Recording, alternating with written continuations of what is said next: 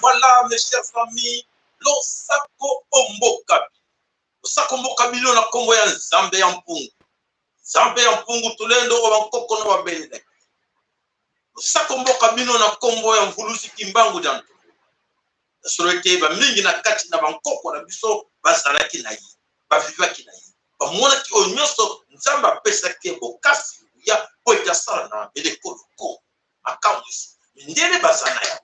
Na ba shivu na bango ba bomba ba vike moto wana kombo wana eza kumoga special ba yebi mama kipa vitando oyo bankoko ba yeba ki ba mona ki yeba zaraki na ye asara ki makamusi makamunyoso wana ezali eza ko bomba na pote soki oyebi ya mona bokasi eko peso makasi oyeba ki boyo mais faut ba lobelo ke poza le côté dans l'histoire boyeba nete na yebi bino puso pa plutôt ki de poso. Nous sommes à créer un gros poétique et comme ça, nous sommes pour dans le côté de français, aliénation mentale. Nettoyez vos cerveaux pour dire qu'ils sont plus importants que nous autres. Alors, c'est ça. Puis, nous sommes le canton Kundora. Parce que Kundora, il y a un côté. Pour être bon, il faut être bloqué. Alors, ce qu'on a dit, c'est que Kundora, il y a un pour être il y a solo la qualité.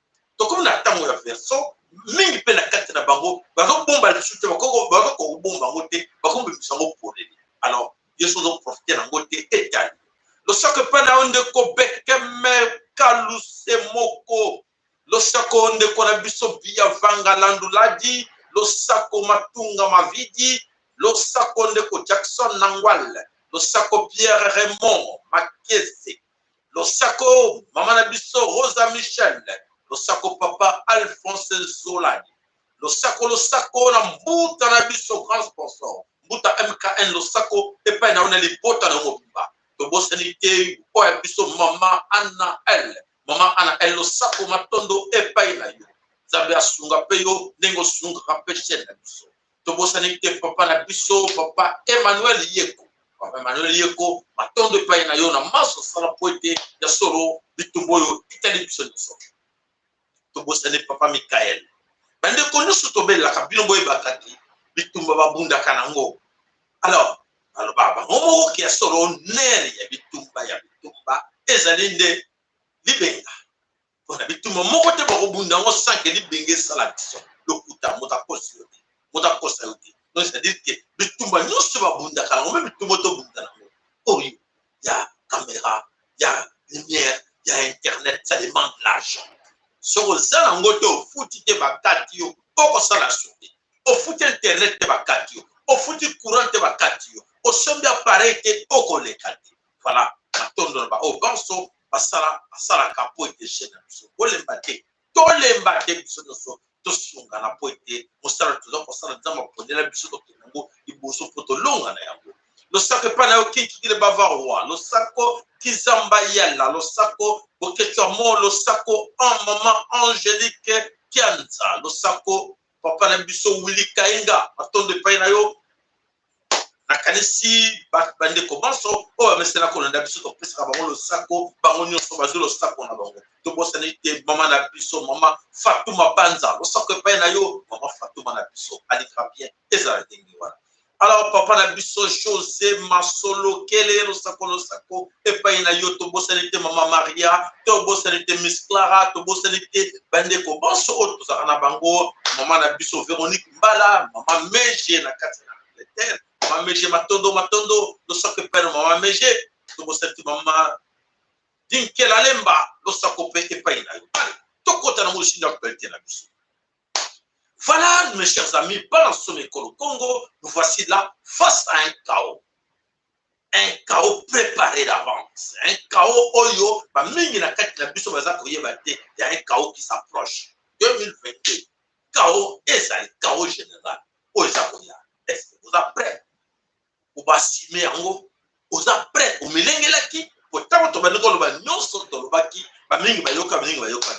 est-ce que vous savez que tout ce qu'on nous a appris là, la connaissance de Lucas, on dit que la plupart, 98%, et c'est là que le Kouta, nous sommes le la bilan, nous sommes maintenant Koloba, ya soloba ndeko, ya boye, religion, nous sommes église, makambo epele, presse, banque, biloko, nous sommes, et c'est là qu'il y a mingi, 88% il y a le Kouta, il y a Moïbi, mensonge. Vous voyez bien, gros? Voilà, mes chers amis, pour votre information, nous, c'est là qu'il y a la démagogie. Nous, c'est là qu'il y a mensonge, manipulation, oyo, et c'est là qu'il y a la carte de Mokili, oyo, diable a manipulé qui biso. Diable a manipulé qui biso. À retenir, pour comprendre encore, oui, ça va de comme ça. Et sur le bande combat dans ce Congo, Zambie en Tulendo, ou à l'Igibiso Mingi, à l'objet qu'il faut mettre fin. Na nyonso oyo eleka ya lokuta na tango ya poisson. Et nous sommes là à l'ère de la version. C'est l'ère de la vérité. Tout ce que nous a raconté, na ba masumu na biso, na makambo nyonso ba ngo bangisa biso, c'était du mensonge. Oh là là, na bokebi tonso, poto ya kaona, poto pesa bino. To kaona ka te information. Information lelo eza akafoko. Ebele bozo la prêt boyoka. Mingi nyonso ba ela biso. Bovana na ke abino bol bakaka amen. Amen. Nyonso ezala ki dokuta. Alors lelo biso peut te yepe, toujours rappeler. Pour boyoka ngote na ba chaîne muso no bokaka. Boyoka no ba bisa bino boete ki bo moto na bino. O biso to pesa ka bino o to ela ka bino. Na chaîne muso kozala ka te. Boyoka ngo jamais na bango non va ko perdre le temps que ba tona ntiela banika ba tiko na carte ignorance o le cancer que nyonso oyo bango ba lobaka ezala kiaso. Et voilà mes chers amis, nyonso wana fin ya oyo nyonso ba ela ki biso le kuta et que to comme la tango ya vérité pour les. Alors tango ya vérité et tango ya verso oyo c'est le grand bouleversement. Le grand bouleversement oyo toujours c'est là. Et ça, il y a dans quelques jours, dans quelques semaines, dans quelques mois, bouleversement, et ça, il y a. Vous voyez bien, voilà, bandeko, nous sommes toujours colobaqués. Attends, toujours, nous avons ces grands changements. Il faut que changer mentalité, façon de voir les choses, façon de comprendre les choses. Ce qu'on a adapté dans notre et qu'on a non au bout. Pour ton message qui n'a le kuta, au message qui n'a moïbi, au message qui n'a le koso, au message qui n'a mendiant, au message qui a senga merci, mais tant qu'on a essayé au commissariat pauvre, et mis au yeba kiboyo, ce qu'on a adapté dans notre et en gros, on a Congo, mini bazo continue toujours dans l'île où on a que oui, les décideurs, les élections nous attendons. C'est ça, dans nous prêter. Tous ces gens que vous croyez, ils ont la connaissance des choses. Le poteau m'a cassé. Intellectuel. Non, c'est le mensonge. Papier va appeler ça, c'est n'importe quoi. La carte est tout le exact.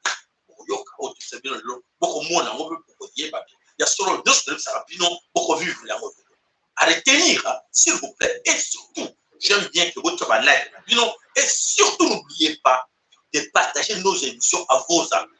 Partagez, s'il vous plaît. Partagez.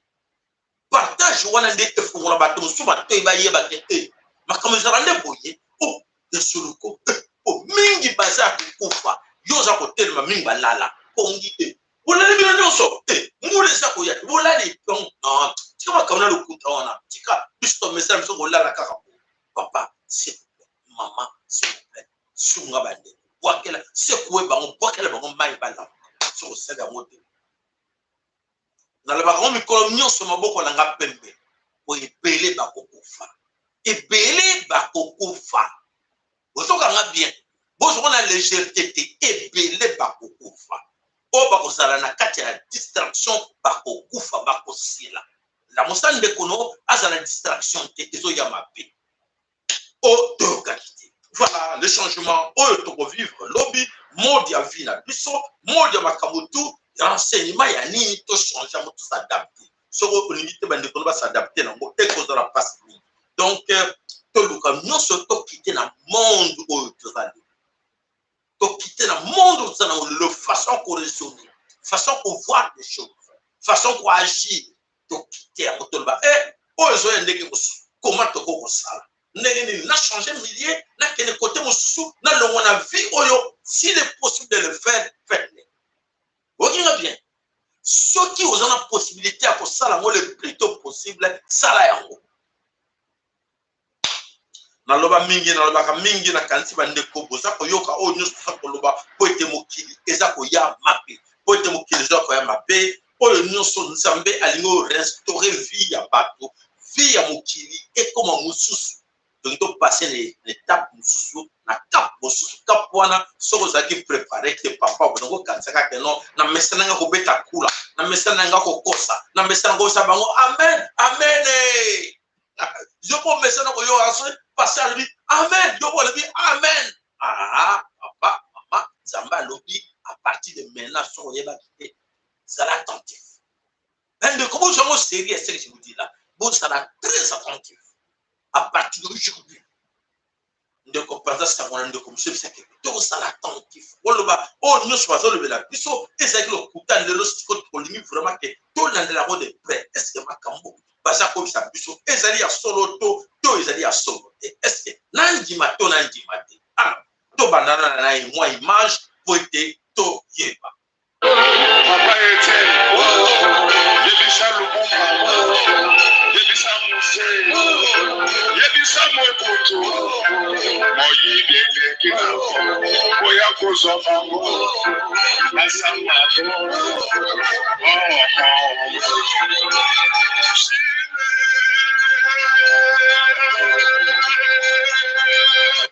voilà, mais il dit, elle est qui, voilà, tout ça qui, comment pose, pour être tout ça. De son inasi wana tukwake bola boza wapi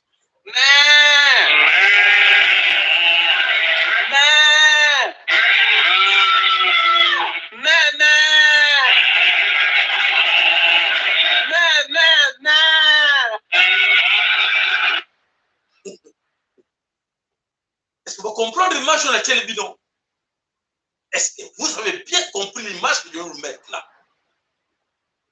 Moko na bino attire attention. Pour na nini alabi me azotanga ba meme bazo ba me le mouton yoza na cadre yoza wapi oza na cadre ba mouton wana ya alabi me ba bazo ngisi me ete na yake na ngoko ete yo na kanisi kwa zana makanisi pele ya kubula ko comprendre makambo yo elobami mingi na kati ya likambo wana. Alors bande kotokota na mosilo actualité na biso ndenge to mesana comme ça bino ki asolo toko banda na makambo eza koleka na kati na Kinshasa ya solo politique oyo eza koleka na Kinshasa beaucoup parmi biso ont vraiment siki bona bango ba mesana ouais à l'époque de Mobutu c'était comme ça on a créé beaucoup de partis politiques et là de temps en temps on faisait des chitari et de petits chitas de songiare toujours une caractère dans politique ba yebite ki makambo zo changer bouleversement ya munene zo na mokili et bouleversement wana yo nanga za bactère na ba wana bato kansaka kake le monde continue selon bango na be liminati na bango monde zo konzo katelo kuta ils ont continué ndenge wana te ils ont continué ndenge wana te bolanda bien. Alors ces gens qui ont croyé hier étaient des politiciens oyo ba bana l'action politique ba bi que non ba ko kamba mboka selon bango ba bebisi mboka. Allez, c'est parti. Monsieur Funtoto Basanga face à la caméra. Ce qui est là, c'est deux personnes. Na kati ya régime ya union sacrée nyonso ba constitué comme ba pilier na pouvoir na régime Félix Tshisekedi oyo Félix Tshisekedi akoki ko lâcher te peu importe ba pression. Ezana nani na nani. Zala mo trouva ce que senga de la Ougandenne. Pesa 3. le premier ministre Saman Konde, Oui. l'inspecteur général chef de finances, chef de service Gilles Alingeti, et Barnabé Moukadi, Mwakadi, DGI, IA, DGI. Monsieur Fumutoto Basanga face à la caméra. Vrai ou faux, Bakacho Aneri Kangama Ndenge Mokonza Mboka Lobaka Yango. Vrai ou faux, et Kangara. Vrai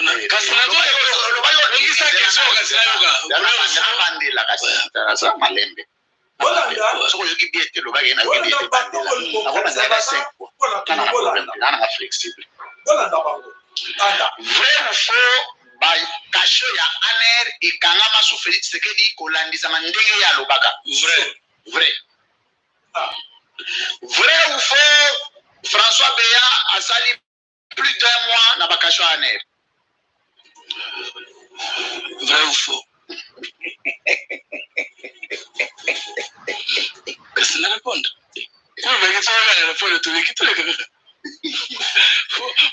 C'est bon. Oui, bien. Non, c'est bon. Okay. Vous répondez quand même vrai ou faux? Vrai ou faux? Merci. Merci de votre compréhension. Avant-dernière question. Monsieur Fumutoto Basanga face à la caméra. Vrai ou faux, tu connais qu'en principe, Félix Sekedi a sa torsion? Torsion comme serviteur. Non, non, tu n'as pas pourquoi? Comment tu me sais? Les questions fermées, tu les as ouvertes. Vrai ou faux, tu connais il faut bien appeler ce qui est réellement torsion. Non, vrai ou faux? Oui. Oui. Pourquoi? Avant que ce Koulamboka na Bosoto, il y a mégestion, il y a dictature, et puis le blocage institutionnel. Très bien. Donc, à la torsion. À Sokola Kandako. À la torsion. Oui. Très bien. Monsieur Fumutoto Basanga face à la caméra. Ce qui est classé par parti politique, n'a pas la 40e parti les plus populaires na Congo. Le premier. Le premier. Na IDPS na parti ni les plus populaires que les Camerounais. IDPS. Il y a pas question. Voilà mes chers amis. Les gars comme ça, comme Fumutoto Akaliska l'équipe à Kolbaï. Aujourd'hui, on a comme un Binisoba. Et ces gens comme ça, ils ont manipulé les Congolais. Quand c'est tant que comme manipuler n'importe où, on a tiré les dos dans les autres continents.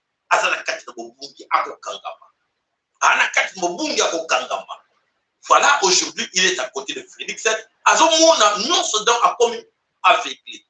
Donc, à chaque fois, il y a un été makambo à Zakoloba. A commis Boludi.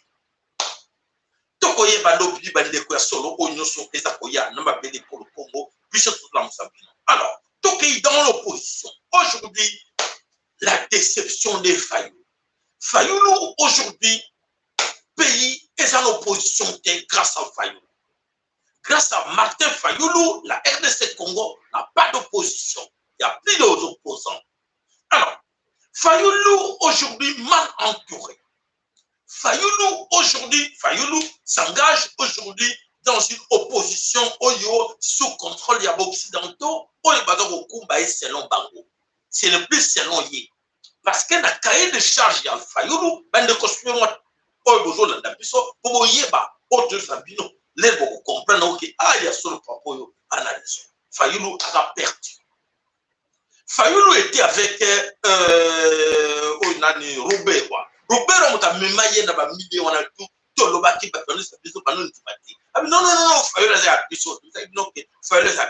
Fayoulou a influencé Bakimsou. Fayoulou a commis là où tu m'as caillé le chat.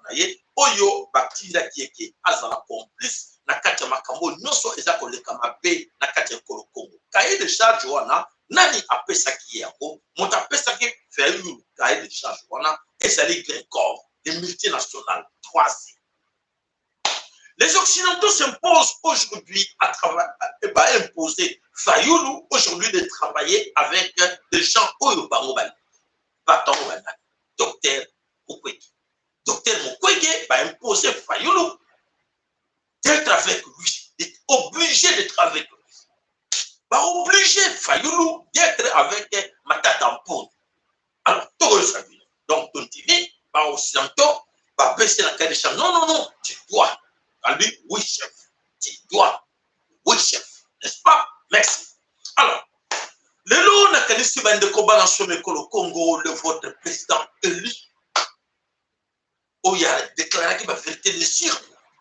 Auto, Isaki Bino, chers amis, tout le monde, attention, vous suivez cet homme, vous serez déçus. Les gens ne nous croyaient pas. Aujourd'hui, au moins l'espoir va nous s'envoler. L'espoir, on va y aller qui va nous s'envoler. Alors, tout le temps, les lots. Oyo, à côté, Banachang, au Bazaraki fort. Les lots va commis, va chair en plastique, va moyen copal, n'est pas bien. Banachang, Bandeko, bon, moi, le scabo commis. Na kanti bana chango baza à gauche votre seigneur na bino bon ça bande que nous sommes moni va affaiblir bino va neutraliser bino c'est Fayulu qui est à la base et ça qui bien préparé tant on va nous loba bon nous on dit batelo mara balanga inganga où nous sommes là avec Fayulu voilà Fayulu lelo qui fait des alliances avec des étrangers Fayulu a ce alliance avec des étrangers Fayulu qui est aujourd'hui avec Mukwege c'est un sujet burundais. Il n'a rien à voir. Pas même 1% de Congolais. C'est un sujet burundais. Donc, c'est bien même audio. Pour le Boroyoka, les gens qui témoignent que Mukwege Azamoto na Bango a sali sujet burundais. Alors, Mukwege est 100% burundais aujourd'hui au service des Occidentaux, où il a été instrumentalisé par les Occidentaux pour être yende à l'Ekabalbi. Fayulu sauter. Fayulu a relécaté, va préférer, va me mélailler. Mukwege, soit pas me mélanger, Matatampono. Matatampono, que je vous dis, c'est un sujet rwandais. Donc, Fayulu qui travaille avec Matatampono, va coûter le Matatampono, va me tuer, va contacter Matatampono pour ne pas qu'il y ait une élection en faveur de qui? En faveur de Matatampono, en faveur de Mukwege. D'accord, il y a qui vous a dit. So ko moni ko ko yaki na niveau na yote olinga ko tikwa sema boko lobite ngana ko boy na ngana ko start pour ba ko ba fongole mission voilà bande ko ba na sur ko voilà nous les gens de Bandundu Batabandu voilà humiliation oh il faut la même c'est la honte Tchango c'est là qui est plus fort affaiblir Tchango moi la moka Tchango tellement sauté ba comment affaiblir qui et là comme na boko ba tout ah so kangai et ikamote to continue ceux qui vous ont koyoka te lobby bokoyeba oyo nini eza kosala na kati ya Congo parce que toyebi te nyonso eza koleka na mabele Congo batora toyebi bango basere ya Matatampono oyo baza na kati na Bruxelles basere jumelle oyo baza kati na Bruxelles quartier mobimba yeba bango na Molembe ke ba Rwandaise baza wana famille ba Rwandaise et famille ba Rwandaise yango na kati ya famille ba Rwandaise kaka moko abimi Congolais na kati ya famille ba Rwandaise. Oui, Obuzoko Sala. Boko Kangama, Bakongolo Nyonso, Bazako Kansake, Bazako Kosabe na Congo, Bodu Kosabe Moko. Alors, tout le monde a Makamote Oyela Bino, Mikolo, et Zalikuda. Voilà, Matatampono, Nanina, Oyo, Mototo Benga na Congo ya Oyo Nani, Docteur Mukwege, et Banil Mokimo Bimbake, Batuana Bazaba Sije, Wande. Donc, honorable poste. Bon, Oyote, Bolimbisi, Najwaki audio yango, Nakanisi, Tokoya, Poete, Nakanisi, audio, Oyo ya Mukwege, Nanani, Nakanisi, Ozra Awa. Audio, Eleki, Epele, on va trouver audio, Owana, Oyo, ya Mukwege, témoignage, ya Mukwege. Bon, voilà, bref, témoignage au union sur à propos ya Mukwege azali sujet burundais alors faut plutôt que Mukwege azali burundais dans Matatampono azali rwandais et basali association alliance na Fayulu pour na basala nini pour être bango soutenir Fayulu tobe Fayulu a soutenir bango bino moko na bino a me pesa et ya no. Voilà bande ko bana some kolo Congo ya solo ke tokei na ba sujet et belle tout ça nango vraiment moi to tellement esika mo besate to continuer na ba sujet mususu tokei na kati na makambo oyo eza koleka na kati na ba chef coutumier oyo na kati ya Kwamuntu. Na kati na Kwamuntu, je pense que beaucoup parmi biso bayeba ki tobisaki bino ke na kati ya ekolo Congo, guerre ezaki na kati na est, ba komisa ngo na kati na ouest. Nani apesaki occasion wana guerre wana ekoma na kati na ouest, yango toza koluka toyeba biso moko nani akomisi biso na sujet oyo ya guerre ya est ekomi na kati na est. Biso moko babe na Congo po tozali na kati na distraction tolingaki kolia bangombe et voilà bangombe emibeli biso bitumba na kati ya mabele ekolo Congo. Alors tolanda nanu bachef coutumier oyo bayeli biso makambo na kati ekolo Congo mpona kolakisa biso te ya solo bango baza d'accord te makambo oyo eza koleka na Congo.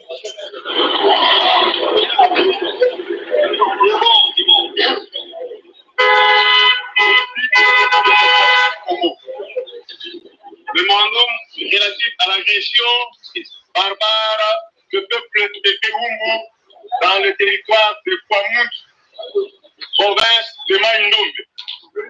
À la bonne intention de son Excellence, Monsieur le Président de la République démocratique du Congo, avec l'expression de nos hommages le plus déférents. Observe le maître du peuple de Kewumbu à Kwamuntu. Excellence, Monsieur le Président de la République, nous, peuple de Wumbu, réunis en ce jour du 26/8/2022, autour d'un idéal commun, avons le profond regret de la conservation de venir très respectivement devant votre Excellence. Et en tant que garant de la nation et du bon fonctionnement de l'institution, pour témoigner notre indignation et notre ras-le-bol au sujet de l'agression barbare, lâche et féroce dont nos frères et sœurs, dès qu'ils sont utiles à Kwamuntu de la part de nos frères Yaka. Voilà. Voilà, Bandeko, qui ne va pas me il serait mieux n'expliquer bien qu'est-ce qui se passe là, na Katia Kwamuntu. Alors, Bandeko va dans le Congo déjà en observant ces gens-là, les Wumbu et les Teke, les chefs coutumiers, derrière beaucoup de déjà des chefs coutumiers en costume, des chefs coutumiers en cravate, des chefs coutumiers qui parlent français. Au bazar qu'on s'adressait na mboka na bango, des chefs coutumiers qui s'expriment en français. Otala Bandeko, quelle est notre valeur? Est-ce que Batouana, bazar vraiment la protection, le pouvoir, il y a un siècle, la biso, je vous dis carrément, niet. Bandeko, il ne faut plus compter ces gens-là. Et Bangomoko sont dans l'ignorance. Ces chefs coutumiers aujourd'hui, ils sont sans pouvoir ancestral. Les chefs coutumiers, ils ont un pouvoir. Ils ont un pouvoir de l'eau. Comment arriver à dire que ils ont un pouvoir qui a déjà pouvoir na bango et pas ya politique nambe oyo aza étranger. Déjà devant Nzambe, ça fini devant Bankoko, ça fouti. Ba système on a ba tuti ba kinango, ba baleki na ba chef coutumier, o baza ba récalcitrant, ba détruit bango, o baza soumise. Allez paf, ba suit ba teki bo konzera bango. Voilà, ba chef coutumier o besoin ko mona na kati ya Congo, c'est une émission baleki, baza na pouvoir te. Baza na pouvoir agir te. Pour nani parce que pouvoir na bango ba joie yango, ba teka yango et pas ya ba tuti wande. Donc ba comment na bango, ba collabo ba traître. Au mieux soit ça la wana et ça va chantage. Alors, comment ces chefs coutumiers arrivent à faire du chantage et pas ya Chilombo, ayebi que Chilombo za moto ba inati, mais bango bazo salele ba chantage que yé akobanga ba autre pas dit baza na pouvoir. Alors, ces gens-là ba ke parti ya nani et pas ya Kabila ayebi bango bien. Alors, baza te et là on est ça on les cas na kati na bango. Ba ignorer que biloko bango basalaki tokotia na bino audio bolanda explication ya makambo oyo eza koleka na ba chef coutumier. C'est là où chacun de nous a comprendre que ya solo ba chef coutumier oyo baza mosika baza na réalité ata moko te. Allez, bolanda audio. Oui, tout le monde parce que vous êtes comme Mabélé encore la biso. Sorry, bolanda dépendeli. Olimbi sito zo sa audio encore. Allez, c'est parti. Bonjour, bon après-midi.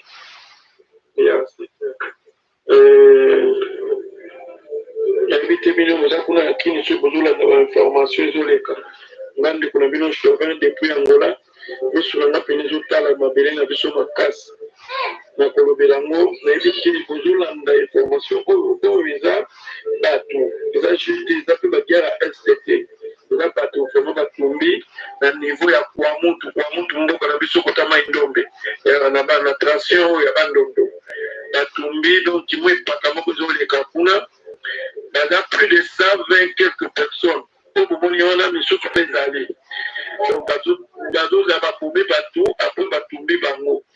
Il paraît que ma pesaki fausse information que d'être bien désolé de la bateke na bayaka non exactement ezali bateke bateka ka espace donc moyen bateka ka espace pa kabila zui yango atie basoda na yeba na mura banda zala na place en tenue civile balongwa bango teni kotala ndenga koya na kilokonzi bandima babima bazala wana bakengela pesika na ya kipa bango futala bango so bateke bazoyaka kokata banzete kosala bafulu na bazamba wana basoda bakomoteleme na bango balobi non espace oyo biso tokengelaka bapesa biso ordre teke bino bateke boya kosala eloko moko ya bongo kokataka banimi kotala babilanga awa non eza na ordre ya nani nde bendi mo bitumba leta lokola aza soda lokola aza na mondoki na ye babimisi babandi koboma bato babandi koya na bamboka koluka bato kaka bana mibali kokanga bango kozwa koboma bazwi baki basangisi bango nde omoni batumbi 120 quelque personnes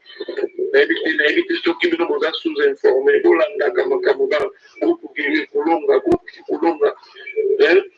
bolandaka groupe lenju kolonga lisolo ezaka voilà bandeko lisolo ya solo yango wana boyoki.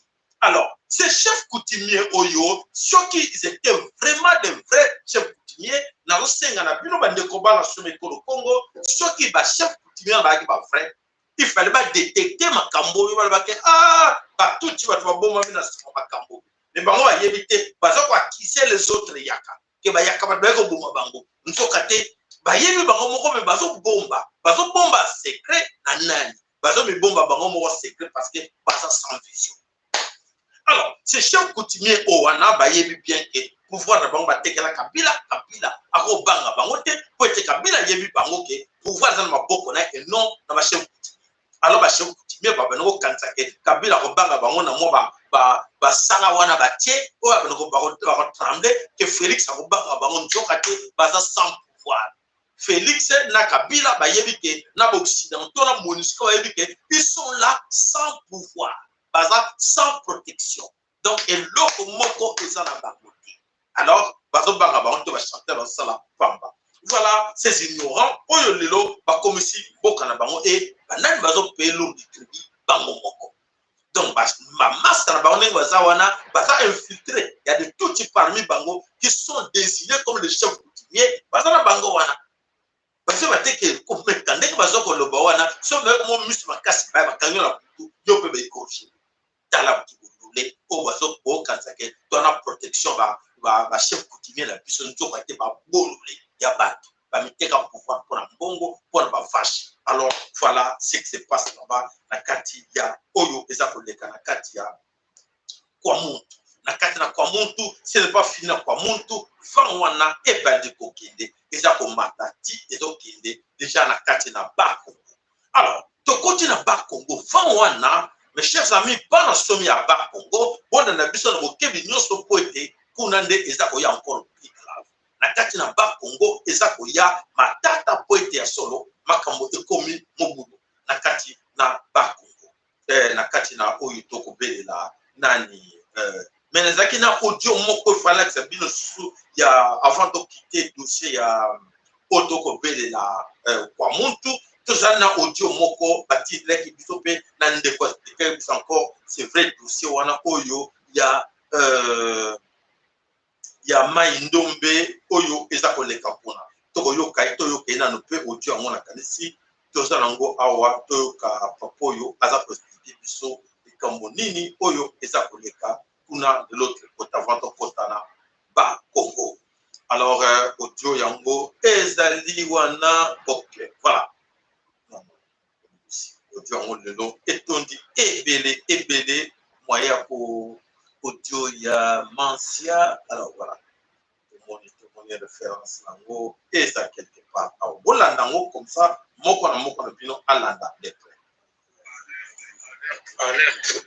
Na mboka oyo komo nango masia oyo eza na mai ndombe likolo ya kwa muntu masia ifo ezala oyo eza barwandais bakomi chef coutumier na bana na ye na famille na ye mobimba na minute oyo tozoloba bo na mboka wana masia wana eza likolo ya kwa muntu na mai ndombe na mboka wana bato nyonso bakimi mboka donc leki nanga azalaka wana donc apesinga message oyo apesinga nouvelle oyo bango nyonso bakimi mboka donc bakomi chef coutumier bakatikati bango batala ndenge baatrocité ya ndenge oyo oyo donc barwandais kaka bakoti susu na kati ya mai ndombe bopanza message oyo nyonso bopanza baimage oyo bamona yango monde entier. Voilà, image moto tele bino ezate po ezali image moko YouTube akolika keleka po bakata bato bakata bango kola banyama. Alors Congo na ko kata mutu ndengo na te wana ndezali ba petit rwandais bato opérer ndenge wana. Alors ba Congo to côté na kati na Congo central na kati na ba Congo le silence ba Congo tolobaki mboka oza na kati na occupation bayaka na fédéralisme. Parce que le fédéralisme ezali ba mo oyo mindele be utilisaka po ete ba mboka na mboka ça na ngomena tango ke mboka msada na mobulu oui la biso comme fédéralisme te to bundana no longo to bengana na occupation biso na biso to kovanda to kosolola ndenge to kokumba mboka e bandi ko bele bayaki na kati distraction de fédéralisme ba Congo ezalaki na silence ba Congo le biso zo lobo ba te biso to linka fédéralisme oh bon, qui peut n'avoir comme fédéralisme était politique, était démocratie. Et le pays, la province est occupée. Province Yaba Congo est occupée. Partout, alors, Malobananga, Tosuki, Wapi. Malobananga Nganga, Tosuki, Wapi, Nakati na ba Congo. Vous après, Pampangi Abetou, Pampangi Abetou, Ba Congo, vous après. Alors, c'est parti. Alerte, tout le monde bino, tu retiens la bino ba audio, tu retiens la bino ba vidéo, na ba message. Mais tout le monde bino. Toujours rappeler bino une chose. Vous savez, Robert Roy, Azalaki proche pour un certain qui mange ba bengi na Congo Antoine Gonda. Na kati na Kisantu. Kisantu bana Kisantu bozawadi. Bana Kisantu vous avez oublié. Vous avez la courte mémoire, vous avez tout oublié. C'est la porte. C'est la porte d'entrée de tout les Rwandais. Et c'est là qu'il y a un centre pour dispatcher tout les Rwandais. Tant que tu as le bas, centre bana mapina, makesi, bazana makobina, nakati na Kinshasa, nakati na Porto, bana centre, na yonde moto. Et voilà, centre d'accueil, au centre de dispatching, au centre logistique, et c'est là qui centre, à partir de Nani, à partir d'Antoine Gonda, Hollande, pour vous autres, comme Sika. Alors, on a rappelé. Alors, Antoine Gonda, Oyo a travaillé qui n'a pas tout dit, on est pour y morazali, moitié tout dit, moitié congolais. Alors, à faciliter le bango, à implanter, à tout dit, quoi, non, ça va. Bolanda, Polobi, Bogolela, Pomarlela, Oyo, Ekoleka na kati na ba Congo, na kati na Bandu, na kati na Equateur, na kati na Ouest, na kati na Kinshasa. Ekozolo Pesimbo a boyi. O Pesimbo a boyi, a lutete, eza niveau na kati. Voilà. Voilà, ben de combat dans le Congo, il y a un autre qui va tout le temps et les ennemis internes, les facilitateurs, les relais locaux. Oyo batokola Antoine Gonda Oyo batebele bango négligé. Il a fait un bon boulot. Félicitations à Antoine Gonda. Voilà, vous avez implanté vos frères Tutsi qui sont partout dans Kataba, les dangereux. Voilà. Oyo asalaki makamwana nyonso na kati na ba Congo, to moni le ba Congo ezali infiltré makasi ndenge en sécurité. Alors, monde na bango ya obati ba qui consiste na kati na ba Congo, ba travailler dans le silence. Dans le silence, va empoisonner battu. Na kati na ba Congo. Ba te bele ba kufi na silence. Na ba oyo ba yaki na go par mode ya accident. Accident circulation. Bo mona ke leke ki ebele na kati na bakongo baaccident bato bazokufa basiteri ya carburant eza kopela bato bazokufa baaccident eza koleka na kota ya kamba partout. Eske banotable bachef coutumier oyo ya bakongo babandi kodetecte yango opa bandi kobolanda po te kolela na bino. Parce que vous aimez bien vous se victimiser. Bon, il y a nous se victimiser. Mais na tango ozwa décision, vous allez rater un fois kolela, vous avez premier, ya kolela, kolela yo na nani. Kolela bino na banani. Po eso ya mapi. Voilà, parce que salamaki makamuto salamaki, batakaki, babiloko nyonso oyo baniko sala na carte de Congo, basala kituke baleka par l'église. Babike na ba Congo balinga ko sambela mingi. Ba côté na carte d'église. Basala kitu na carte d'église. L'église de réveil, l'église prêtre, pasteur, baza au courant de ma cavone. Alors aujourd'hui, ma chef coutumier, ma chef coutumier dans le Congo sont tous corrompus. Moi, je vais défendre ma belle école au Congo exact pour l'église entière. Il y a faibli Bango peut l'année mouvement on a mbongo. Allez, va continuer à Kati dans les boulons. Alors aujourd'hui, va commis. Pour la société aux ambongo, la société aux bétail, ma vache, et voilà, c'est qui sont animés aujourd'hui. Et alors, nous allons passer en vitesse aux jeunes du Bas-Congo. Jeunes, il y a Bas-Congo, s'il vous plaît, moi je demande à vous, réveillez-vous, ces vieux-là, chef coutumier, ces vieux-là notables, ces vieux-là pasteurs, ces vieux-là évêques. Mingi Bazaya Pinoti. Les jeunes du Bas-Congo, réveillez-vous. Ceux qui ont été politiciens à Bas-Congo, ils sont là. Politiciens, le système qui infiltré une photo, na kata tête à Bas-Congo, Bandouana, Azapé à Binoté, Azatuti Rwanda, mais va poser la bâti. Borolobani, Boroloba, Izate, Bozaki Tiba. Beaucoup de Pembe, Nazakoloba, Oba Okufa Lobi, et Talingate, parce que plan d'extermination des autochtones, Bantou, ils ont mis en place la Katia Bas-Congo, alors, Yumbi, et c'est comme ça que les gens, Yumbi, ce qu'on va attaquer et Kota Bakongo. Alors, ils attendent que tout le monde a carte de distraction, tout le monde a réalité, qu'est-ce que nous devons faire tous ensemble. Alors, tout le temps, quand on a une vidéo, on a des bâtis de puceaux à propos, na oisa pour les canacati, na Bakongo. Alors, bateau va expliquer, et quand beaucoup de choses, on a des prêts comme ça, lobby, on a soutenu. Makamo e balaki ndenge nini eza kokende wapi po ete to yebite bozakitiba. Allez, c'est parti. Voilà. Sikoyo ndenge nini biso toza mboka sécurisé. Militaire moko ami retrouvé na village Mbanzangoyo na Congo central na territoire na secteur antimandi. Akomi retrouvé kuna ndenge nini? Bakonzi bayebi to bayebiti. Ça fait combien de temps? En tout cas, c'est plus de 6 mois. Likambo ezoko tergiversé, mais depuis 3 mois en plein réel likambo nezali. Parce que na les bazoko traquer population bi bafandi kaka. Non, mais bazotia population malade. Est-ce que bango tango bayaka en colonisateur bako tika bino libre pour circuler? Bazo renseigner population. Kokende na Gombe Matadi. Gombe Matadi za centre. Mambo ko lobozo yeba. Mais nazo yeba makamu nazo loba, c'est vérifiable maman. Oh. Non. En tout cas, le ministre de l'Intérieur, en tout cas, attend la Likambango pour qu'ils aient des mesures responsables pour résoudre les problèmes. Parce que ces gens-là disent qu'ils n'ont des ordres à recevoir que Namaluku. C'est le rapport, c'est l'information que nous détenons. Namaluku. Ni Nezakuna Namaluku, mais dis-moi, c'est ce que ces militaires la répondent. Donc, chef de secteur, n'a pas de territoire, moyen tuna des atis.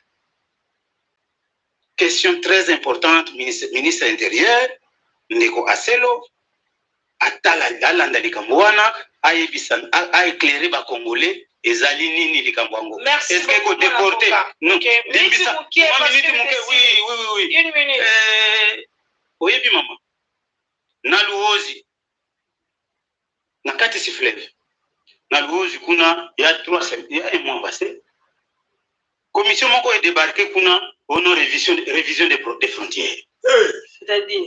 Non, babandi ko leka bisika frontière leka, babandi ko fabriquer une frontière ya bango.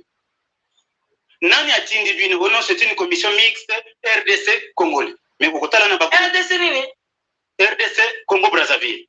mais soko landi babemba tukoya kotala baza mingi bagénéraux bazoloba mingi anglais bazo non to dénoncer yango bozoyeba na ngai bozolala na bundagana na baproblème est eza na baproblème na bozoloba bezobeta biso sumu. mais non il faut que bakonzi ya mboka na population toyeba ke toza na devoir ya kobatela mabele na biso. Mais curieusement bandeko bakeyi kuna nani atindi bango grand maître azelaka te akomaki mukanda epai ya nani chef ya territoire ya Luozi kuna ayebisa ye c'en est fini déjà ayebisa ye nani atindi bango ti lelo réponse eza te yasuka bolimbisa yasuka na Luozi omoni plan yango ndenge ezokende président de la République alobaki il faut développer RDC mais il faut akende na ba territoire. Vous avez demandé 145 territoires. Voilà 145 territoires. En tout cas, Moulou ebele betama makasi betama kena Kinshasa. Mais curieusement, bayeko bimisa ba liste ya ba territoire nyonso ya 144 territoires. Ba pesi ya Congo, ba pesi ya Kasai, ba pesi. Oya kotala ya Congo central, Luozi azate. Oh, pourquoi azate? Nini ya bomba mikuna? Voilà. Pourquoi azate? Nini ya bomba mikuna? Oyoki motuna, opesa motuna. Bande koto jango sérieux. Félix Alim le fait. Est-ce que Félix est capable de bomba moto à la côte? Il s'en fout. Il s'en fout. Si le monde n'a pas besoin de ça, il s'en fout pour finir le bande sur le lit. Yé à sa bête 4 ans, yé à sa bête 5 ans, à ce bon on est un million, à Tchangon va paradis fiscaux, à sa bien à garantir avenir, à sa bien, non, maman Marthe, non, bande connecte tout, pas la bien. Vous voyez la bilan et pas qu'il la bilan, il s'en fout. Et les députés, les sénateurs, les ministres, tout ça, ils s'en foutent aussi. Et tel est bango. Oh, l'unioso, oh, biso zakolela, et tel nango bangote, bango bazakoki. Et voilà le sujet le plus dangereux, par sujet rwandais, oh, bazana 4 Congo, na top 10. Oh, bazana 4 circuit ya makambo nyonso, oh, na connaissance na biso, na kanesi toko tanga bino ba Congo, oh, bobo sanaka. Hippolyte Kanambe, numéro 1. L'homme le plus dangereux que vous avez, silence Ali Kabila Hippolyte Kanambe est toujours au pouvoir. Celui toujours qui cordonne Babylone comme massacre, on a vu sur les 44 de Koloko. Mais pas beau soleil. Au numéro 2, Bisengemana. Bisengemana, Azawana, Azoko coordonné, Makamounion sur place, Mabele Koloko. Numéro 3, Jeannette Kabila. Jeannette Kabila, la femme là, Aza plus dangereuse encore. 4. Olive Lembe. Olive Lembe mutaza na base ya destruction ya ba Congo. Wa docteur ki bolbi aza mwana na bino bana ba Congo bana ba Congo boyoka. Bokanisa kazaki ndeko na bino aflata bino. Bomoni makamto a bomel bino ake osana cathédrale na katina na Goma. Tazo tira ka bino boyoka. Boyeba kati. Na numéro 5, Vital Kamerhe. Vital Kamerhe. Caméléon, Yewana Moyibi. Le plus dangereux, Yareba Tutiwana Oyo, Bazak Nabiso. 6, Bahati Lukwebo. Bahati Lukwebo Yede Mutache, gouverneur Wana Nakati Naba Kongo Bandu. Bandu, Azana Siba, ya Bahati. Donc, Azamouana Moussara ya Bahati. Bahati, Azapé Sige, Ougandais. Numéro 7, Patrick Mouyaya. Patrick Mouyaya, le petit là, très dangereux. Très dangereux. Immense, il y a Sami, le combo sur Sami, le combo, au premier, Baza Bangi Bade, Oyo Ban, la immense Oyo, Bazo Chamote, ma Bango, Bazo manipulé par la Congo. La 8e position, Gilbert Kabanda. Gilbert Kabanda, Oyo, Azana, gouvernement, Oyo, Azana, ministre de la Défense. Après, Gizaro. Gizaro Oyebiye Azawana, ministre des Travaux publics Azawana, Oyo, le touti rwandais. 10e position, Bachilero, officier infiltré dans la carte en FARDC, au besoin de la carte à commandement. Oyoki, voilà. Donc, le danger est là. Danger est dans la carte de l'histoire. Que éviter comment s'en sortir dans la carte de pour qui dit, bah, de que pédé, dans la carte à Olala, Pongi, la carte de Makambo. Alors, bandeko baza kolala pongi na kati na makambo mais biso toza kolamusa bino olamuka ntango ekoki oyo tozwa ifoto telema biso nyonso po ete tobunda bitumba oyo. Donc bitumba oyo eza koyela biso moko toza koyeba tekele tanke toseparase na bato nyonso bayeli biso makambo oyo nyonso ya mabe biso toza kozala kaka tozela bango basalaka biso tokomantaka to mpe tolelaka na nsima na bango ababomi biso abanyokoli biso abasali boye toza koloba boyoki biso malamu partage balike na bino ya solo tona besoin balike na bino toza kocontinue tona besoin mpe ya balike na bino esalaka biso grand plaisir surtout bapartage kopartage obosana te kopartage bamission na biso. Allez, c'est parti bandeko bolanda na kikongo bana Congo Central mokena kutenzela beno matila beno photo yai na message ya mana kutenzela beno mebaka yao ba information ya mebaka yao alors bozona kabola ya na beno nyonso samo beno panza yao na kati ya Congo Central et surtout beno pesa na ba be ya beto na kati ya Congo Central sambaza ba mama mokena kuluta. Premièrement, nous avons un gouverneur qui a voté dans le Congo Central qui a été congolais, qui a été tout rwandais. La manière dont nous avons un problème avec traverser la Haïti et RDC, tous les Rwandais, nous avons un Haïti avec nous, nous avons un fou avec nous, nous avons un Haïti avec nous. Il y a des projets qui sont là, alors pour soutenir Bao, qui va occidentaux, qui va soutenir Bao. Il y a une Rwanda qui est pays à Fioti. Dans la terre, on fait un soutien, il y a une grande puissance, il y a monde, il y a une bakina kusala ina kusala ina bazona zona nchi ya beto samu babaka ba minere ba richesse on zambe pesa beto na nchi ya beto yake ba richesse ya fono mingi na nchi ya beto ya nchi ya mvimba kaka na nchi ya beto alors kaka beto na nchi ya beto beto na ba minere na zambe pesa beto ya uina bazona kufua beto yoso alors bazona baka nchi ya beto.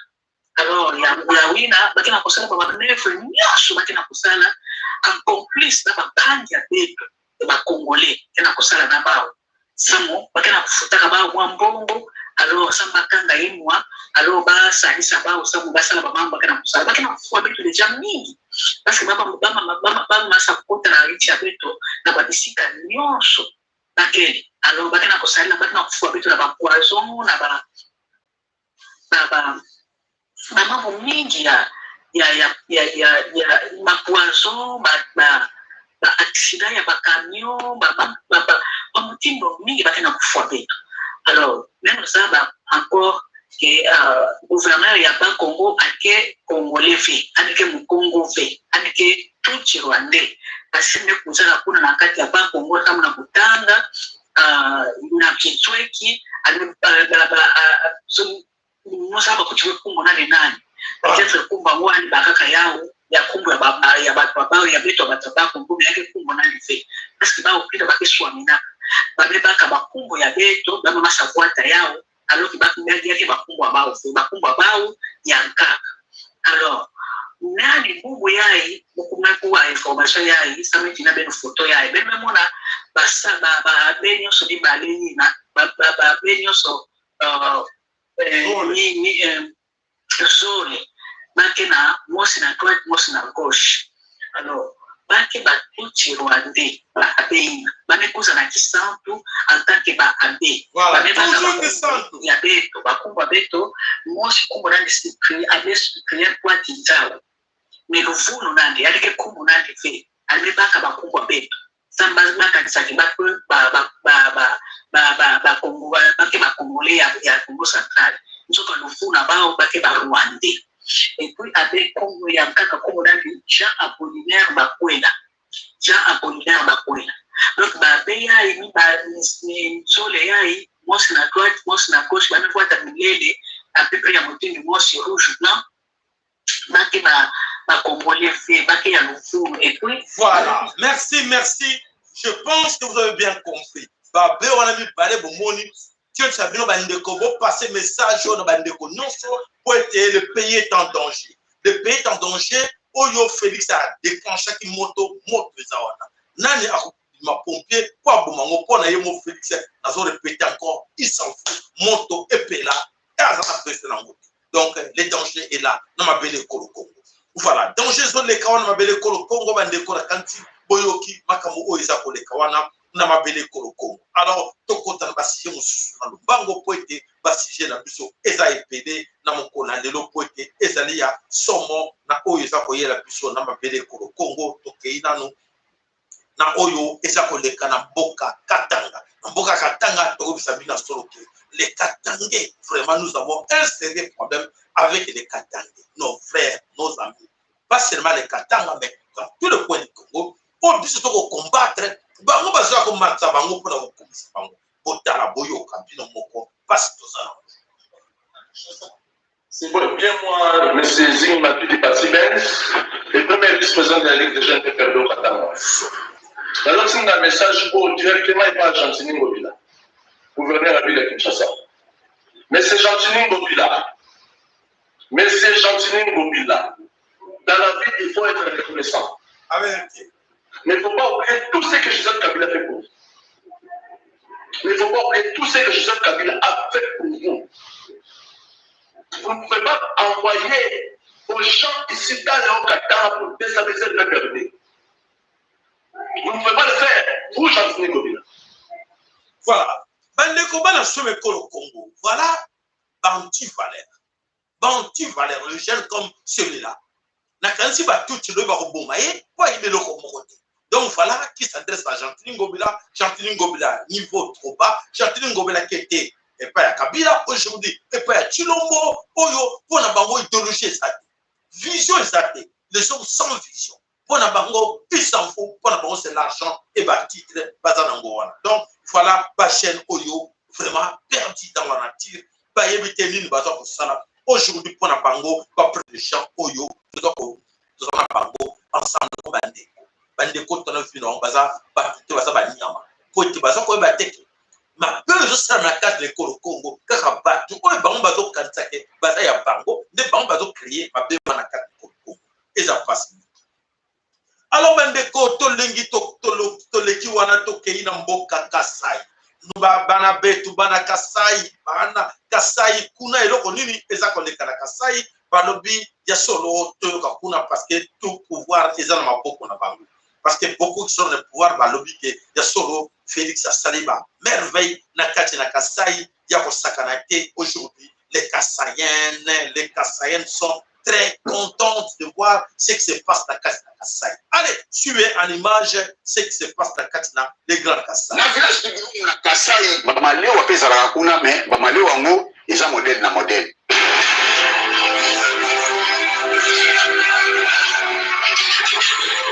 Ndenge bomoni bango bafandi na seboye bazande na kati ya restaurant s'il vous plaît ndenge kati ezalaka na ntongo afin kokende bilanga to mpe kokende kopi ya saye bamama oyo bayaka na restaurant mpona koluka mwa eloko ya kotia na monoko de façon ke libumu ezala en forme ntango bakosala mosala na bango bazala na force nzoto ezala makasi awa tozali na village Kibulungu na province ya Kasai kasi constat tosali awa eza ke barestaurant oyo ezalaka awa bazalaka na bango na kiti te soki oye omivandisi na mabele lokola bamama oyo meni du jour ezalaka bongo pondu kasi pondu yango balambaka yango batiaka mafuta te yo moko oye na fufu na yo na mwa eloko ya kolela yango pembeni neti bamama oyo ozali komona bango baza ekiri bazokende bilanga deja baye na fufu na bango na sachet yango wana babimisi batieli bango pondu ya 500 francs babandi kokota makwiti tala neti mama oyo na mopanzi très concentré azokota makwiti azoloba kutu ata te kasi kokamwa mama oyo bozali komona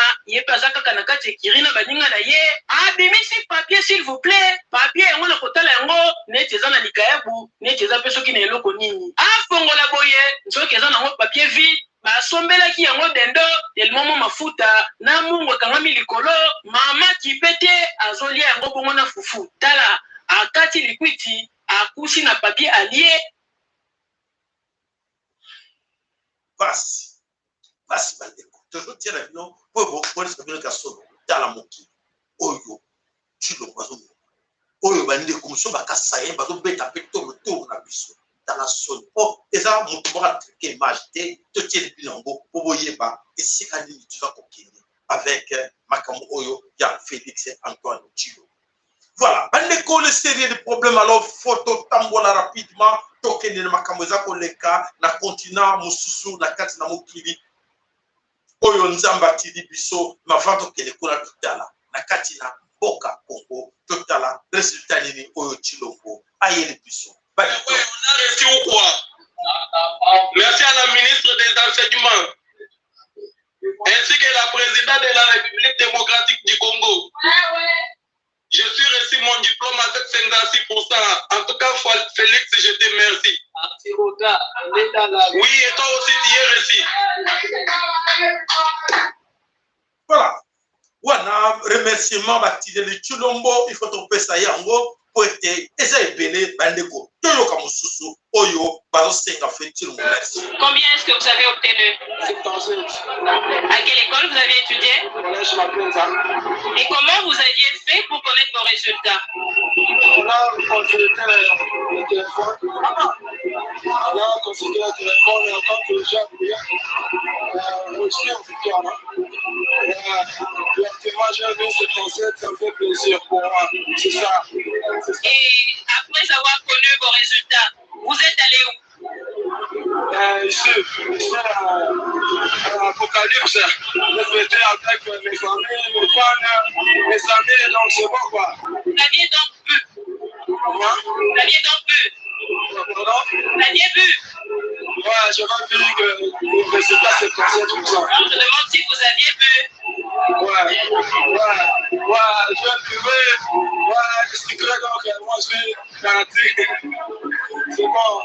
Et qu'est-ce que vous allez faire, qu'est-ce que vous comptez faire à l'université? Moi je préfère médecine, je préfère aller faire médecine. Donc depuis mon enfance, c'est mon souhait depuis longtemps quoi. Je préfère mieux que je fais médecine au campus. Voilà. Lobby bolo ba sango ba mama ba kufu kuna na campus pa zoko boma bato ba médecin tala mokili ndenge zokenso zo ba bomba retard ba ndeko tio to tela ka bino et ça poto sexe binoté mais ça dit que to rendre bino conscient de la situation zo yela biso de bomba retardement oyo bazawa na kati na politique ils s'en fout parce que pona bango bana na bango bazala lipanda bazotanga malamu o wana kati na belé bazala besoin na bango te mundele est très content les Occidentaux, pardon, ils sont très contents de voir des choses pareilles. Bon, retardement. Donc, de l'autre côté, on se dit, vous êtes dans la classe T, tout ça va colonna. Vous êtes dans la classe T, tout ça va bien,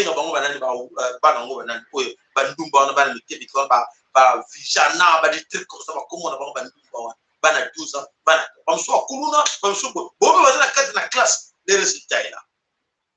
On va se contre la université. On va suivre la licence pour le même Sénat. Bon, retardement. Abimi, Canadien, Abimi, ça va médecin. Ah, papa, maman, Gaï, Nalobaka. Nabisa Abino, Banikoto, Bunda, Bisson, ce longo pour Makamo, et c'est un gamin. Et c'est un bisson. C'est un Bundi, Bisson, tout. Tout le monde a gagné. N'a pas partagé la bémission à battre. Comme ça, bateau conscient, bateau seka, bateau non pas ventil, n'a pas journaliste. N'a pas tout, pas moi non pas fantir. Socrates, piège, pas moi tout bazawa na carte na piège. Et c'est daté depuis quand cette histoire? Depuis l'époque coloniale. Basaraki, Babimisaki, je les connais, il y a Bapouroula, Basoba, Batate Bélé, Baté Bélé, je les connais. Mais il y a Basoba, Bouloulé, médecin, au docteur, au magistrat, au ministre, Azab Soba. Au moins que ça le français elle a porté maintenant tous les locaux exacts alors ça on a pour rendre service aux occidentaux alors ben quand on continue pour être au deux surtout ça pour le bateau le bac pour être lobby ngapela personnellement dans ça vraiment fier dans le oui moi j'ai fait tout ce qu'il fallait faire mais ben de quoi yoka pourquoi parce qu'il voulait pas il préférait à cette époque là que yoka na bango maloba oyo ya bible on a na yaki ko ba yebi et utaki wapi ah tu sais tout pesa kaka conseil allez c'est parti bande ko bana some ko le Congo tout ça ko kotana na mosindo ya pelté na biso ko tala oyo eza koleka mpe na mikili mosusu epai ya bapaya eloko nini oyo eza koyela biso. Allez, c'est parti. Bolanda bokebi nyonso a déclaré que l'Europe perdra plus de 400 milliards d'euros l'année prochaine en raison des sanctions imposées à la Russie après l'invasion de l'Ukraine, mais que ce n'est pas tout. L'Union européenne a finalement perdu sa souveraineté politique et ses élites bureaucratiques dansent au rythme des autres, font tout ce que leur disent leurs supérieurs, posant du tort à leur propre population et à leur propre économie, à leurs propres entreprises. Le président russe a ajouté que l'intervention militaire de Moscou en Ukraine n'était pas la cause des troubles économiques mondiaux. La cause était les politiques occidentales.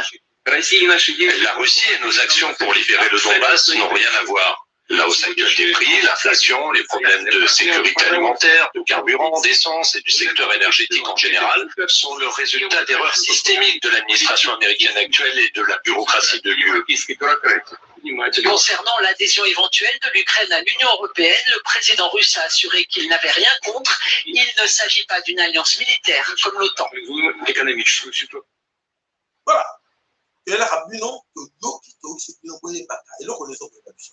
Ce que vous avez dit, c'est que vous avez passé mingi poete, oyo, eza koya lobi, et que vous avez ngina, bato bazana katina poto, bande kote, eza koya moto, ibosu. Voilà, bande ko na kati ya Nord Kivu, bande ko toye binoki ya solo ke ba société civile, oyo ba corrompi, oyo bazali wana ba lancer appel, ba lobi la société civile de pays, ba lancer une pétition à chantage, on a lu bien.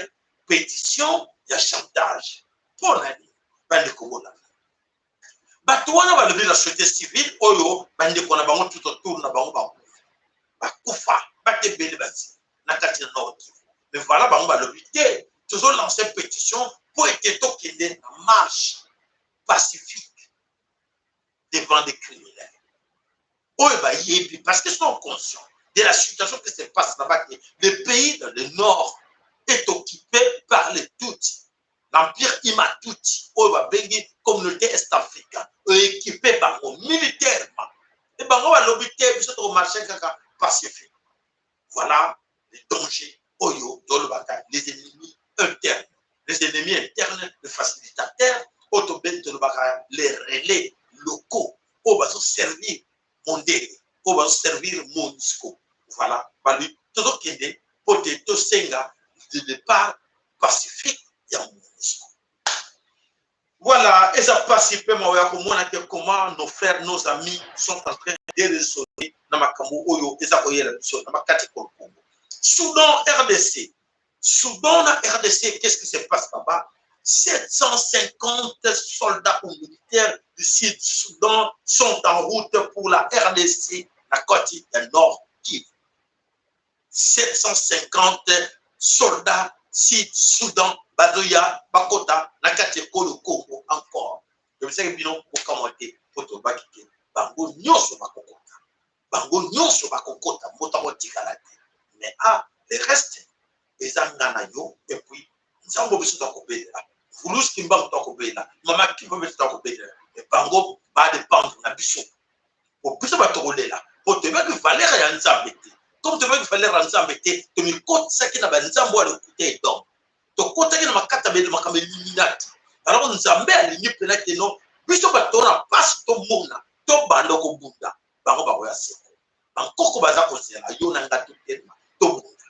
Oyoki, à la moka. Tu blagues au micro. Tu es marché pacifiquement pour être battu. Tu vas bumer la carte dans le Congo central. Tu vas marcher pacifiquement pour être battu. Tu vas tirer au bouma. La carte na Kwamuntu. Okolela, Bokosila. Tokosila, parce que bande konanga baza partout, ya ontu za kodela mais to senga tina nzoko ko sala boiza passe na kati motema ya ko pesa ba information boy mais toi na choix.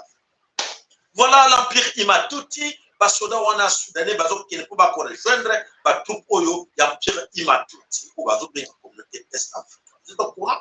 Voilà, c'est au courant maintenant.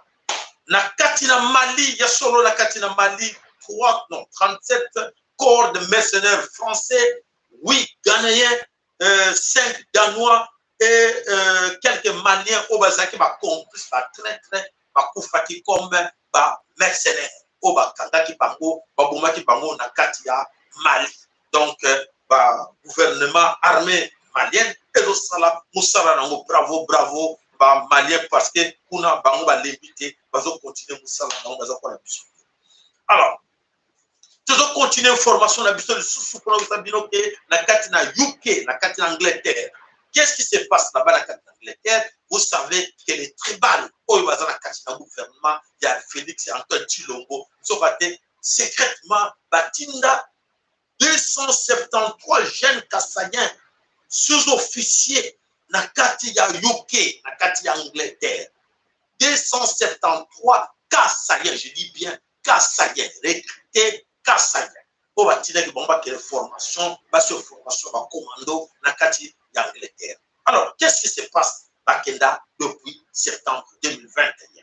Arrivé là-bas dans l'Angleterre, Babana qui va cours dans Bango en janvier 2022. Janvier. Alors, il y a 4 mois passés, depuis 4 mois, ces gens-là, le gouvernement congolais, malédiction, frappe par Congolais. Batinda et la source, il y a un militaire britannique. Bah lui, mais non, c'est quoi cette histoire? Otili Batou, Boziki Bakomigo de Laka, ils sont au monde Baki, côté Nzala, Eliki, Nakati, pour Bangé, oh, mais vous avez tout formé, les restes, ça nous regarde pas, dépliez-vous. Voilà la situation qui se passe là-bas. Oyo, Bakasayen, Bazako Nyokoma, Nakatia, Nakatina Mbouchmaï, Nakananga, Nakatina, Londres, Bazako Bela, Bazako Beyoka, passe na Bamokona. Voilà mes chers amis, na kalisi ba sujet nyosto ke na lombango na kati na Kenya encore bino batu boza ba fanatique ya auto complément la démocratie. Voilà, vous attendez les élections. Alors, attendez les élections. Vous voyez ce qui se passe na kati na Angola, la grande mafia d'élection bazolela. Ah non, jamais MPD qu'on gagné. Il faut échangement et quota. Bazolela, mais déjà trop tard, batie bango garde fou, ba soldat batie. Ouf, a bloqué tout. Bango fêté bango. Posez là. La corps ya ça nani Eduardo eza wana ya nan eye. Tout ça na dé. Allez, belle je salami corps eza wana. Chez l'esprit. Corps eza wana non. Du respect quand même. Non, tout ça le comme belle les résultats, il faut enterrer. Pas enterrer. Allez, matemato ba soda ba suja ba disposition tout. Na ba lié tout. Nana ko tout. Alors, même chose dans Katina Kenya. Dans Katina Kenya, la grande mafia encore des Occidentaux toujours. Des Occidentaux, Angola, les Occidentaux sont là derrière. Dans Angola et dans Kenya, les Occidentaux toujours. Dans l'élection toujours. Qu'est-ce qui se passe là-bas? La grande mafia électorale, dans Katina, il y a fait des Tambola toujours. Nous avons 90 personnes dans Katina Kenya. Et pas parce que système de piratage, il va tricher l'élection, il va après, mais le résultat est déjà, va jouer en faveur de l'homme qui vient de passer là, et notre outil, on a plusieurs Nigériens, on va même qui bango, on va camarade, il y a Denis Kazadi, on a dans la série, on va Mastanaï, bango, on a des Vénézuéliens, des Somaliens, et puis Kenyemi Balé, na kati ya kopo wana oyo ya mafia ya élection et bon na Congo ozela susu to la paix ozela bokele ba élection le tolela bana mama Congo on attend to sera toke na ba élection et bon le to on lela susu on va to boyango to benga bon c'est à vous de choisir. Voilà. Alors toke de na makamo nyonso oyo eza koya na kati na Congo oyo eza na kati na mokili za koningana de ça veut dire que mokili oyo donc vous devez passer dans ya poisson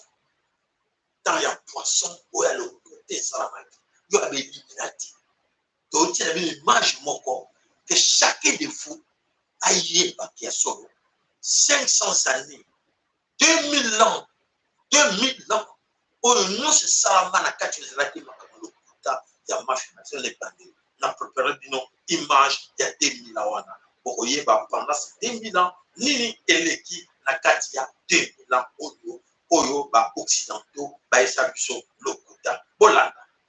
Suivez. La loi des séries. Vous connaissez la loi des séries, les jours où tout va mal, vous savez, on accumule les petits bobos, les petits incidents, on se dit, un malheur n'arrive jamais seul, jamais 203, et puis on attend que ça passe. Il y a des coïncidences, incontestablement. Mais ces coïncidences sont-elles seulement le fruit du hasard, ou bien ont-elles une signification? Dans ce cas-là, le phénomène s'appelle, le mot est un peu barbare, la synchronicité. Vous voulez sûrement un exemple? Vous allez être servi, c'est tout à fait troublant. Les coïncidences dans la vie de deux personnages clés de l'histoire des États-Unis, Abraham Lincoln et JF Kennedy. 16e président des États-Unis, Abraham Lincoln fut élu en 1860. C'est exactement 100 ans plus tard que John Fitzgerald Kennedy accéda à la présidence. Ils furent tous deux assassinés un vendredi en présence de leurs épouses, qui toutes les deux ont perdu un enfant durant leur séjour à la Maison-Blanche. Lincoln fut abattu d'une balle dans la nuque. Kennedy fut assassiné de la même façon lors d'un défilé officiel à Dallas. Son meurtrier, Lee Harvey Oswald, tira d'une fenêtre de l'entrepôt de la bibliothèque municipale. Il fut arrêté dans un ancien théâtre où il s'était réfugié. Lincoln fut tué dans un théâtre et son assassin, John Wilkes Booth, s'enfuit dans un entrepôt où la police le retrouva. Booth, l'assassin de Lincoln, est né en 1839. Oswald, l'assassin de Kennedy, est né en 1939. Les deux meurtriers ont été abattus avant d'être jugés. Refusant de se rendre, Booth fut tué par la police. Oswald fut assassiné par Jack Ruby lors de son transfert de prison. Les successeurs des deux présidents se nommaient tous deux Johnson. Andrew Johnson et Lyndon Johnson étaient originaires du sud des États-Unis. Tous deux étaient sénateurs du même parti démocrate. Tous deux sont morts 10 ans après leur accession à la présidence. Ils sont nés respectivement en 1808 et en 1908. La secrétaire du président Lincoln s'appelait Emily Kennedy. La secrétaire du président Kennedy se nommait Evelyn Lincoln.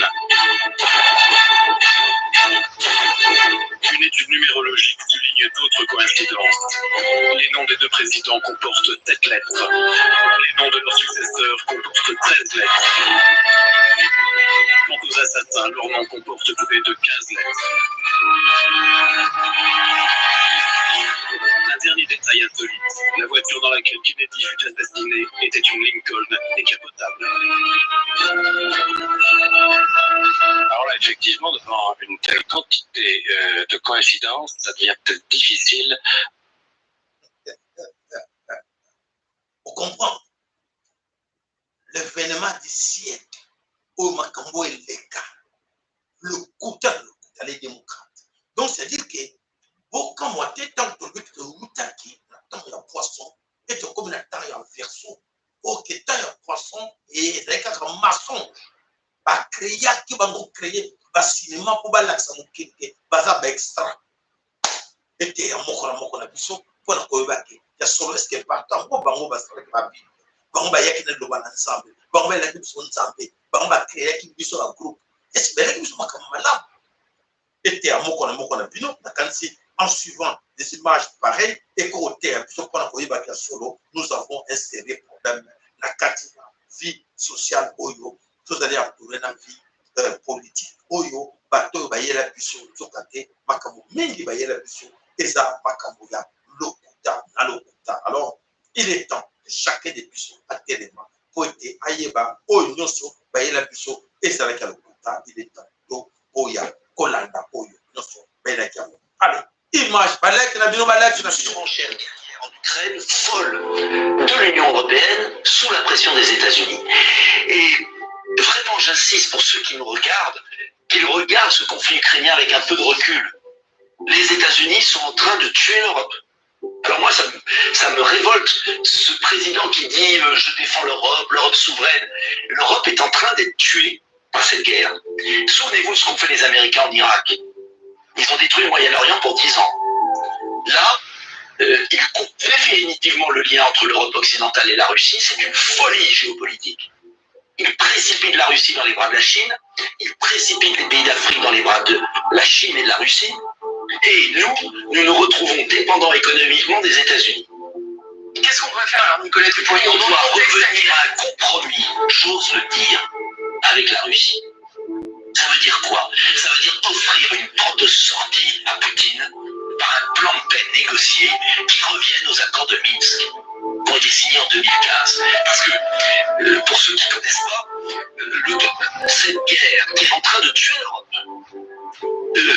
est liée uniquement, si je puis dire, à un conflit territorial sur une zone entre la Russie et l'Ukraine, le Donbass, bien sûr. Cette zone, il y a déjà eu pré-guerre, il y a eu un plan de paix fait, signé par la France, l'Allemagne, la Russie, et qui permettait un compromis. Le Donbass recevait une autonomie, voilà, permettant aux Russes d'être contents d'avoir une zone tampon. L'Ukraine n'a pas respecté cet accord. Voilà la réalité.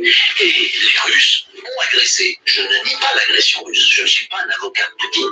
Je dis ça. Voilà. Voilà, Bandeko. Les dangers là, Makamoto, ils ont la vitesse. Alors, qui dirige l'Ukraine? Bandeko, Tabotala.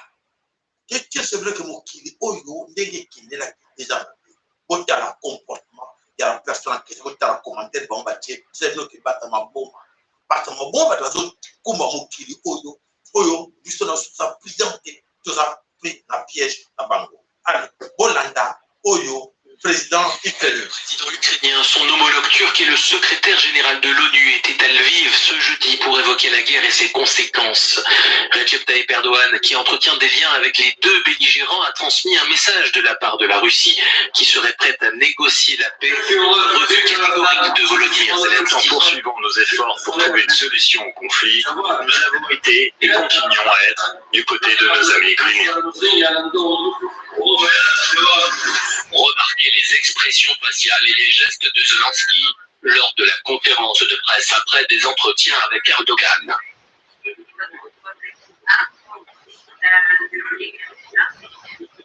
Au moins, le président, pardon de ma guerre dans mon pays, votre geste naïf. Le pimbo, c'est petit la carte en bongo. Au moins,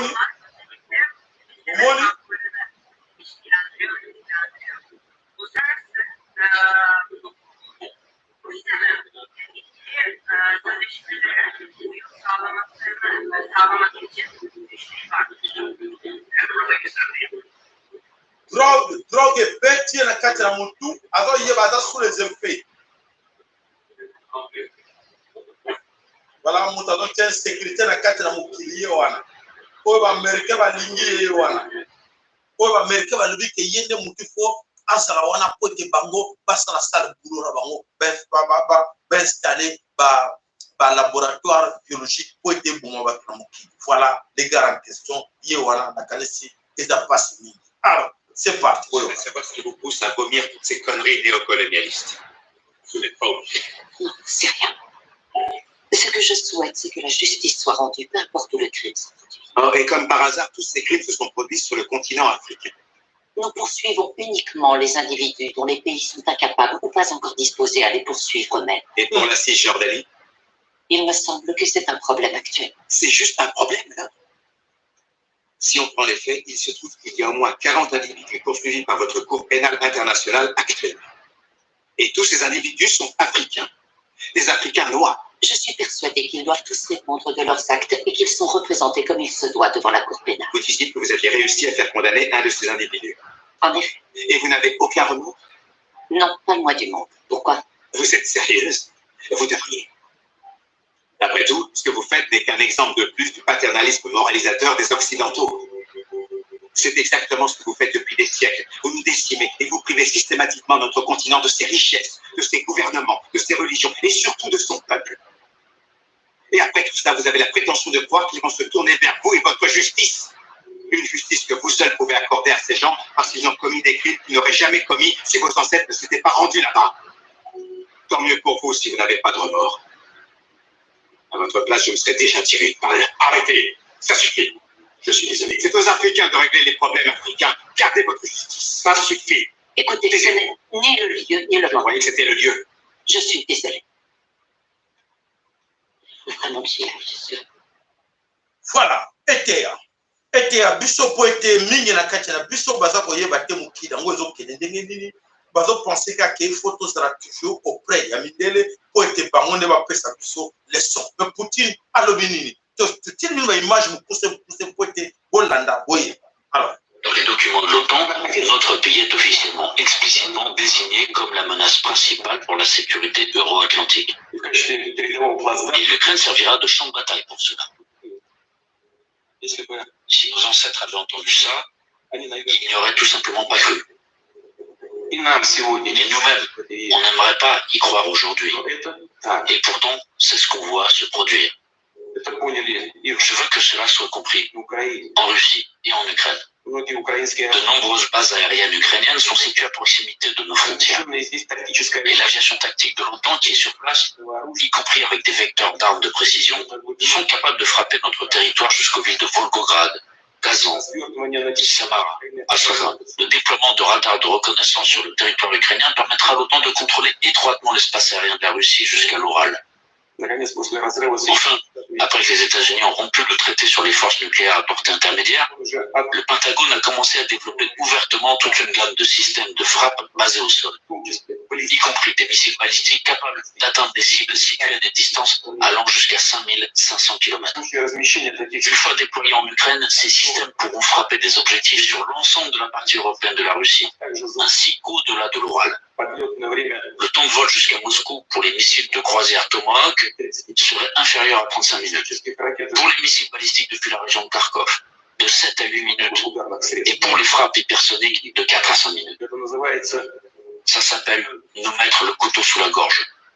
Il ne fait pour moi aucun doute qu'ils comptent bien réaliser ces projets, tout comme ils l'ont fait d'autres fois au cours des dernières années, en élargissant la présence de l'OTAN vers l'Est, en poussant les infrastructures et les équipements militaires vers les frontières de la Russie, en ignorant complètement nos préoccupations, nos protestations et nos avertissements. Excusez-moi, le chien aboie, la caravane passe. Je tiens à le dire tout de suite, nous ne l'avons jamais accepté et nous ne l'accepterons jamais. En même temps, la Russie s'est toujours prononcée en faveur de la résolution des problèmes les plus complexes par des moyens politiques et diplomatiques, à la table des négociations. Le sens de ce traité était qu'aucun État ou organisation internationale de la région euro-atlantique ne pouvait renforcer sa sécurité aux dépens de celle des autres. Or, notre proposition a été rejetée dès le départ. On ne saurait permettre à la Russie de limiter l'activité de l'OTAN. Par ailleurs, on nous a dit. Voilà. Je pense que Makamoto tient la cabine et je sais que chacun de vous a mis à comprendre que Makamoto y a un dengue à ma belle à 4 ans. Donc, c'est un système où non seulement qui puisse te lever sa vie, monde est dirigé en groupe mort à bateau avec un monde polaire. Mais si on est à l'oubli, plus de questions. Comme on attend où il y a et voilà, ça fait mal aujourd'hui aux Américains d'accepter. Et le grand problème, c'est quoi? Quels sont les Kanakats qui l'Ukraine?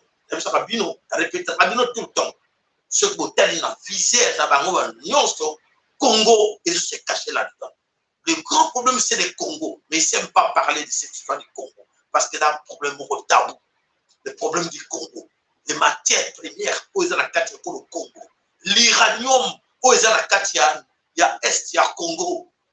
Oyo, Bango, nous sommes que notre Congo le Congo. Mais il est temps, quand il voulu permettre ma caméra. Il est temps. Ceux qui ils vont tous vous exterminer. Ils vont vous exterminer tous pour avoir resté là, occupé, rester là, rien n'est possible. Ça a été fait dans la carte Amérique, ça a été fait dans la carte Australie, ça a été Nouvelle-Zélande, où il y avait des Noirs, en Australie, des Noirs. Mais Noirs, Tamoura, Salate, Babotora, Mabele, comment il y a. Alors, conscience dans ça. Conscience dans ça. Arrêtez cette histoire de sur les papiers. Je donne plus de conseils. Même quand je donne aux proches de Félix, on peut les écouter. Vos salaires, au 21e siècle, beaucoup accepté le soutien Makambo et les gars qui dans 16e, dans 14e siècle, dans le 21e siècle, et vous avez un profit, il y a R, il y a verso, R, il y a vérité. Vous avez perdu quoi? Parce que comme ils ne comprennent pas, malheur année, ils vont couler tous ensemble. Alors, comment ils vont couler ensemble? C'est grâce à yo nanga. C'est conscience et continue pour dire qu'il est temps que nga naïbana bundela mboka. Quand bundela mboka, on va commenter et réagir. Qu'on participer de près ou de loin. Comment encourager les jeunes qui sont sur place? Comment partager nos émissions aux jeunes qui sont? Parce que l'information, ce qui va s'en et ils sont privés de cette information. Et toi, Diana, qu'est-ce qu'il faut faire? Transmettre un malheur. Pas à l'informer de ce qui leur arrive. Pas à qui dit, tu peux leur donner des millions. Mais l'information est plus chère que ma million. C'est que moi, je vous donne là comme information. Et les qui des millions que vous avez. Et les qui? Oyayoki, malamu, oyayoki te. Et t'as dit, pour être nyon surtout le bakaya, solo bomoni, pour nyon sur parce que même là, tu sais qu'à l'okuta, bané l'okuta, et si, de l'autre, comment on va parler l'okuta, et ben, quelle coïncidence. Makambolani, makamboya, Vikona, Kennedy. Donc, c'est-à-dire, et ça veut dire qu'on va créer un peu et ça va déclencher pour le bâtiment, par exemple, ensemble. C'est-à-dire, le Kuta va nous créer le coin pour être comme chiffrer qu'il y a information. Bon, on a appris le mot. On a beaucoup. Voilà, ensemble, à Pambora Mokona Katina Bino. Alors, Bandeko, préparez-vous parce qu'il y a beaucoup de choses et qu'il y en a rentré au Isakoya en septembre, dans quelques jours. Dans la rentrée en septembre, à Ezakoya, moto Ezakoya, la crise énergétique Ezakoya. Vous êtes prêts de s'adapter à comment vous vous comportez par rapport à ce qui vous arrive. Vous êtes prêts? Vous êtes prêts? Parce que, nouveaux variants Ezakoya, Bengi, Oyo, nouveaux variants Ezakoya, des nouveaux vaccins Ezakoya. Il faut vous informer, vous dire ça.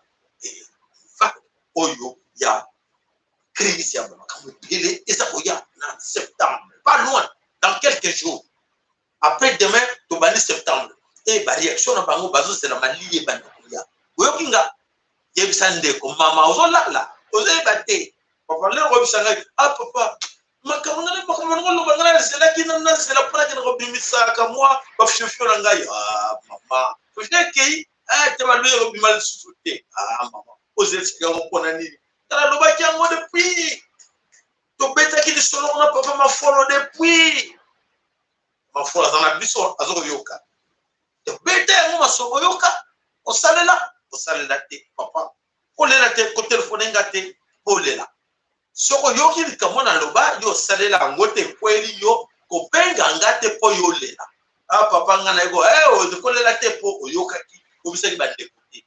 De ko na yo akweli li baba, bakala pote yo e format qui était pour abunda, pour ta ko benga banguna e kweli li banga, ko la te,